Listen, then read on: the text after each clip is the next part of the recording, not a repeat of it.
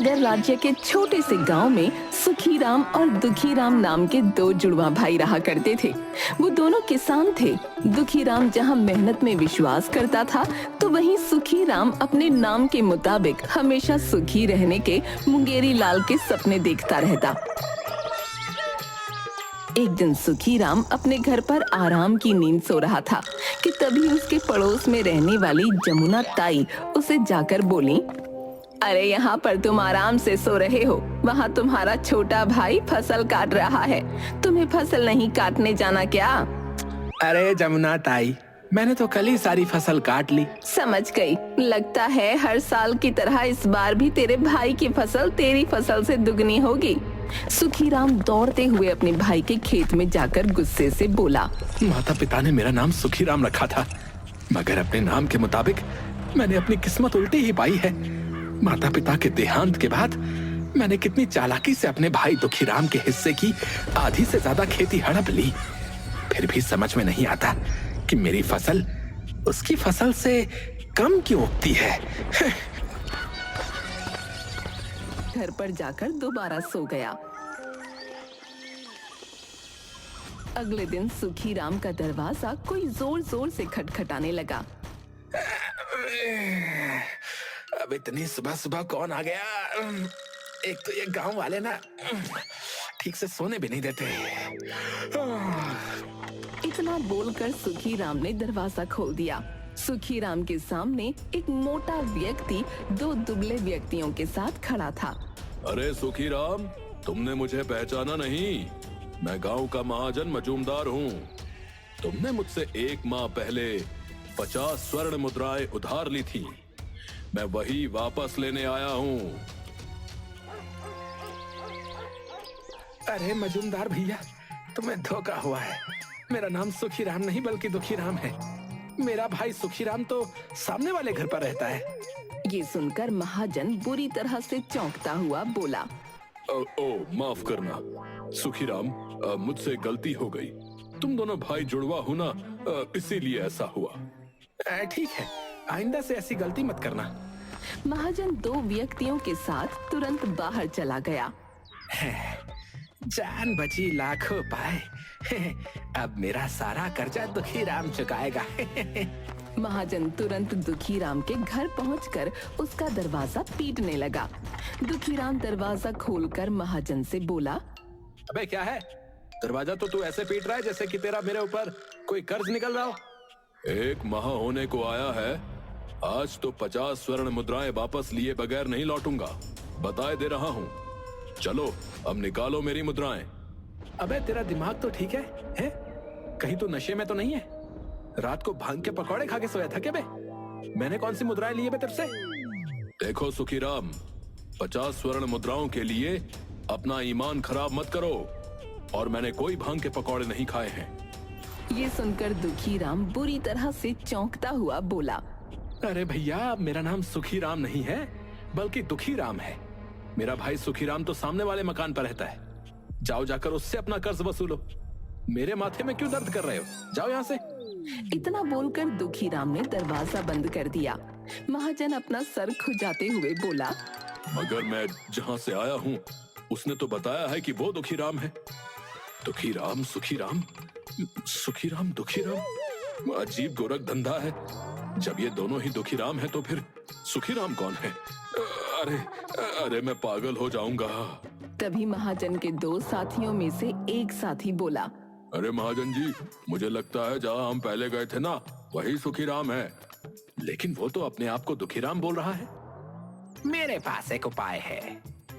इतना बोलकर महाजन का दूसरा साथी महाजन के कान में कुछ बताने लगा। महाजन मुस्कुराते हुए बोला, ये तुमने अच्छा उपाय दिया है। कल इसी को अपनाते हैं। अभी चलो यहाँ से। अब देखता हूँ कैसे बचता है ये सुखीराम।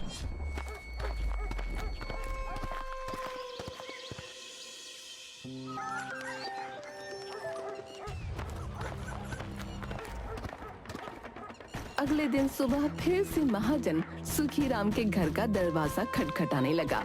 सुखीराम दरवाजा खोलकर महाजन से गुस्से में बोला, अरे भैया, तुम्हें बताया तो था कि मैं सुखी राम हो, मैं जानता हूँ, इसलिए तो तुम्हारे पास आया हूँ। दरअसल कल मुझसे एक बहुत भारी भूल हो गई। 50 स्वर्ण मुद्राएं तुम्हारी तरफ नहीं बल्कि 100 स्वर्ण मुद्राएं मेरी तरफ तुम्हारी निकल रही हैं। अब माफ करना सुखी राम, तुम्हें शायद याद ना हो, लेकिन मेरे खाते में लिखा है कि बहुत सालों पहले मैंने सुखी राम से 200 स्वर्ण मुद्राएं उधार ली थी, जिनमें से 100 मैंने उसे लौटा दी और बाकी बची स्वर्ण मुद्राएं मैं तुम्हें आज लौटाने आया हूँ। लेकिन तुम सुखी राम ही हो ना? ये सुनकर सुखी राम खुश होता हुआ बोला, अरे अरे, अगर ऐसी बात थी तो तुम्हें पहले बताना चाहिए था ना। मेरा नाम ही सुखी राम है। लाओ लाओ लाओ, अब जल्दी से मुझे मेरी 100 स्वर्ण मुद्राएं दे दो। हाँ, और ऐसी भूल दोबारा मत करना। हाँ, जल्दी निकालो मेरी स्वर्ण मुद्राएं। ये सुनकर महाजन अपने दोनों साथियों से बोला, यही है सुखी राम, इसी से तुम्हें मेरी 50 स्वर्ण मुद्राएं वसूलनी है। अब कैसे वसूलनी है ये तुम जानो। इतना कहकर महाजन वहाँ से चला गया और महाजन के दोनों साथी सुखी राम को बुरी तरह से पीटने लगे। सुखी राम कराहते हुए बोला, अरे भैया रुको, अरे हाय, अरे अरे अरे मत मारो भैया, अरे मोरी भैया, अरे कूट दियो रे। अरे वो शरीफ के साथ होशियारी अच्छी नहीं। अरे छोड़ दो भाई। अरे अरे मार डाला रे। इतना बोलकर सुखी राम ने तुरंत 50 स्वर्ण मुद्राएं उन दोनों को पकड़ा दी। वो दोनों हंसते हुए वहाँ से चले गए। अगले दिन सुखी राम अपने खेत में हल चला रहा था कि तभी उसका भाई दुखी राम दौड़ते हुए वहाँ आकर बोला, भैया भैया, ये देखिए मुझे क्या मिला है।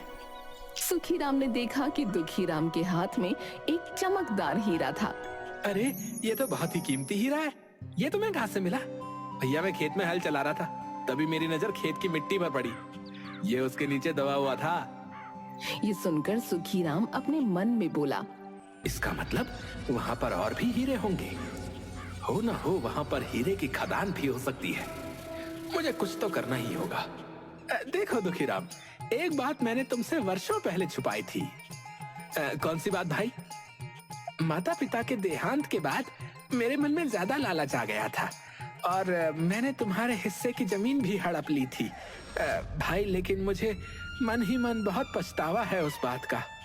भैया मुझे शक तो था, लेकिन मैंने आपसे कोई शिकायत नहीं की। लेकिन मैं प्रायश्चित करना चाहता हूँ। क्या तुम मेरी उसमें कोई मदद नहीं कर सकते? मुझे प्रायश्चित करना है। मतलब मैं चाहता हूँ कि तुम मेरे हिस्से के सारे खेत की जमीन ले लो और अपने हिस्से की छोटी सी खेत की जमीन मुझे दे दो। मैं उस छोटे से टुकड़े में खेती कर अपना गुजर बसर करना चाहता हूँ। ये सुनकर दुखी राम बुरी तरह से चौंक पड़ा और अपने मन में बोला, समझ गया, ये भैया अपनी हरकत से बाज नहीं आएंगे। बहुत होशियार बनने। ये सोच रहे होंगे कि इस खेत के हीरे मेरे खेत में और भी होंगे। दुखी राम गुस्से से सुखी राम से बोला, भैया जब मुझे कोई शिकायत नहीं है तो आप अपनी सारी खेती मुझे क्यों देना चाहते? प्रायश्चित प्रायश्चित। ठीक है, जैसी आपकी इच्छा। उस दिन से दुखी राम सुखी राम के खेत में हल चलाने लगा। कुछ ही दिनों में सुखी राम ने दुखी राम के खेत की सारी मिट्टी खोद डाली, मगर उसे एक भी हीरा न मिला। हाय हाय, मैं तो लुट गया। हाय, मैं बर्बाद हो गया। मैं तो वहीं पर जाकर दोबारा खड़ा हो गया जहाँ से चला था। सत्यानाश जाए मेरा। इस जमीन पर तो एक भी हीरा नहीं है। तभी वहाँ पर दुखी राम दौड़ता हुआ हाथों में एक मटका लेकर आ पहुँचा। भैया भैया, ये देखो मुझे क्या मिला। सुखी राम ने देखा कि वो मटका स्वर्ण मुद्राओं से भरा था। अरे ये मटका तो स्वर्ण मुद्राओं से भरा हुआ है। ये तुम्हें कहाँ मिला?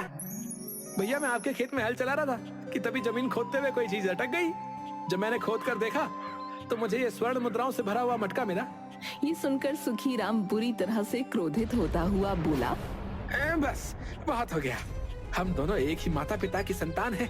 तुम्हारा नाम दुखी राम है और मेरा नाम सुखी राम है, फिर भी तुम भाग्य के इतने धनी हो। आखिर क्यों? भैया क्योंकि मैं मेहनत करता हूँ। और आप केवल बैठे बैठे सुखी होने के सपने देखते रहते हो। दुखीराम की बात सुनकर सुखीराम गहरी सोच में डूबता हुआ बोला।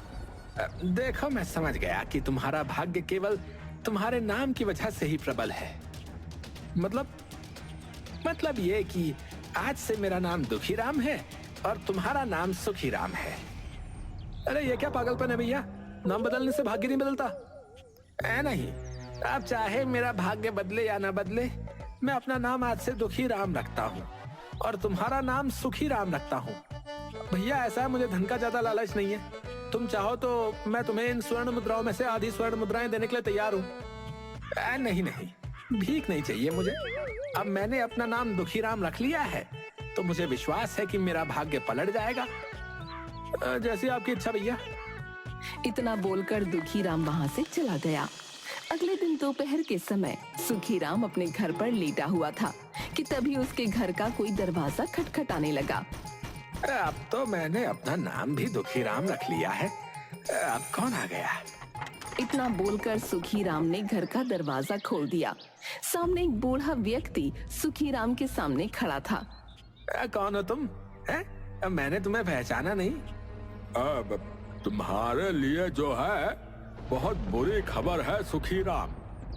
ये सुन सुखीराम बुरी तरह से चौंक पड़ा और अपने मन में बोला, मैंने तो अपना नाम कल ही बदल दिया है। मैं अब सुखीराम नहीं बल्कि दुखीराम हूँ। तो फिर मैं ये दुख की खबर क्यों सुनूं?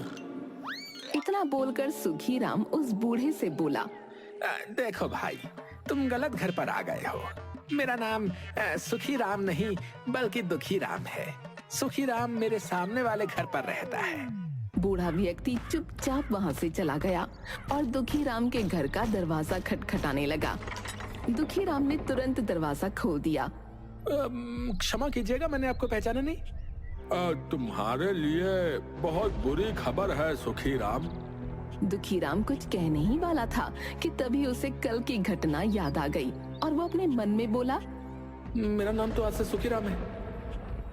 दुखीराम उस बूढ़े से बोला, क्या बुरी खबर है? सुखीराम, कल अचानक तुम्हारे बूढ़े चाचा का जो है निधन हो गया है। उनकी कोई संतान नहीं थी, इसलिए अंतिम संस्कार की प्रक्रिया तुम्हें ही पूरी करनी है। और तो और तुम्हारे बूढ़े चाचा के नाम बहुत सारी संपत्ति थी। उन्होंने अपनी सारी संपत्ति मरने से पहले सुखीराम मतलब कि तुम्हारे नाम कर दी थी। अब से उस सारी संपत्ति के वारिस तुम ही हुए। ये सुनकर दुखीराम चौंकता हुआ बोला, लेकिन चाचा जी ने सारी संपत्ति सुखीराम मतलब कि मेरे ही नाम क्यों की?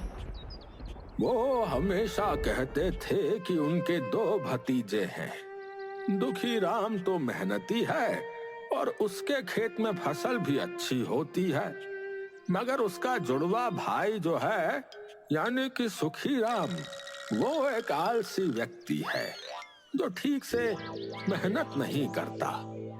उन्हें तुम्हारा बहुत बुरा लगता था बेटा, इसलिए उन्होंने अपनी सारी संपत्ति तुम्हारे नाम कर दी। अब जल्दी चलो, उनके अंतिम संस्कार की तैयारी करनी है। दुखीराम उस बूढ़े व्यक्ति के साथ वहां से चल दिया। सामने सुखीराम अपने दरवाजे की खिड़की से दुखीराम को जाते हुए देख रहा था।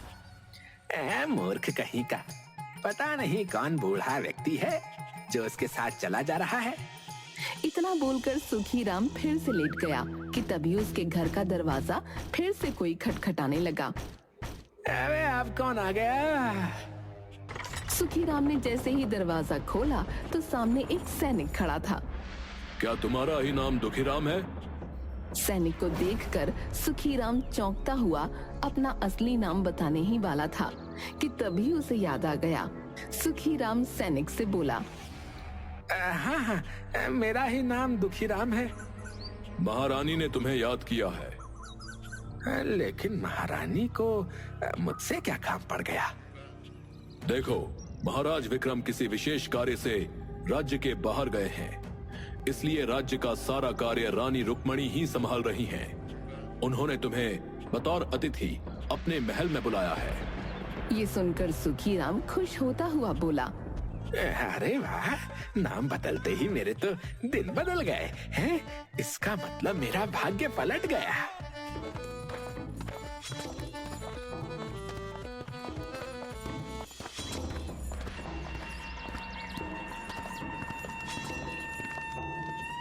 सुखीराम तुरंत उस सैनिक के साथ सीधे महल चला गया जहाँ पर कुछ किसान और खड़े हुए थे। रानी रुक्मणी सुखीराम की ओर देखकर बोली, तुम्हारा ही नाम दुखीराम है? हाँ, मेरा ही नाम दुखीराम है। मुझे सूचना मिली है कि तुम्हारे खेत में राज्य की सबसे अच्छी फसल होती है, क्या यह सत्य है? दुखीराम अपने मन में बोला। ये मूर्ख रानी भी मुझे दुखीराम ही समझ रही है, क्योंकि दुखीराम के खेत की फसल राज्य में सबसे अच्छी होती है। लगता है ये मुझे उपहार में कोई विशेष इनाम देगी। आपने बिल्कुल सही सुना। सुखीराम ने इतना कहा ही था कि तभी रानी रुक्मिणी क्रोधित होते हुए अपने सैनिकों से बोली, इसे मेरी तरफ से 10 कोड़े मारे जाएं। ये सुनकर सुखीराम पूरी तरह से डर गया। ये क्या कह रही है महारानी? बिल्कुल सही कह रही हूँ। तुम्हारी फसल राज्य में सबसे अच्छी होती है, मगर तुमने अभी तक लगान नहीं चुकाया। राज्य कोष खाली हो चुका है। तुम्हें 10 वर्षों का लगान चुकाना होगा, और अब तक जो तुमने लगान नहीं चुकाया उसकी सजा बता तुम्हें 10 कोड़े मारे जाएंगे। रानी रुक्मिणी का आदेश सुनकर सैनिक सुखीराम पर कोड़े बरसाने लगे। सुखीराम दर्द से कराहता हुआ अपने से बोला, अरे मेरा उल्टा भाग्य। मैं जब भी पहाड़ को उठता हूँ मेरे हिस्से में चूहिया ही निकलती है। कुछ ही देर में सुखीराम जमीन पर लेटा हुआ था। जाओ, जाकर 10 वर्ष के लगान का इंतजाम करो। नहीं तो क्या? नहीं तो लगान ना चुकाने पर तुम्हें राज्य में सबके सामने फांसी पर लटका दिया जाएगा। ये सुनकर बेचारा सुखीराम रोता हुआ अपने घर पर आ गया कि तभी अचानक उसका भाई वहाँ पर आ गया और उसे सारी घटना बताते हुए बोला, भैया, चाचा जी ने सारी संपत्ति आपके नाम कर दी थी, परंतु आपने तो अपना नाम ही बदल दिया। और आपके चेहरे पर ये दर्द कैसा? ये सुनकर सुखीराम फूट फूट कर रोने लगा। सुखीराम रोते हुए सारी घटना बताने लगा। मेरा तो भाग्य ही उल्टा है छोटे। अब मुझे तेरी बात समझ आ गई है कि नाम बदलने से भाग्य नहीं बदलता। भैया चिंता मत करो, 10 वर्षों का लगान मैं चुका दूंगा। भैया, भाग्य केवल उसी का बदलता है जो दूसरों की खुशहाली देखकर खुश होता है, जो किसी से ईर्ष्या नहीं करता और अपनी सच्ची मेहनत और लगन से अपने कार्य को पूरा करने का प्रयास करता है। चाचा जी ने सारी संपत्ति